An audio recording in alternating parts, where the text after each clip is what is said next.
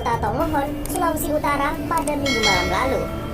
Video ini menjadi perbincangan karena diduga pria yang mengendarai mobil itu adalah Wakil Ketua DPRD Provinsi Sulawesi Utara sekaligus Ketua Harian Partai Golkar Sulawesi Utara periode 2020-2025 James Arthur Koyomian. I, Angelica Gabriel Separ,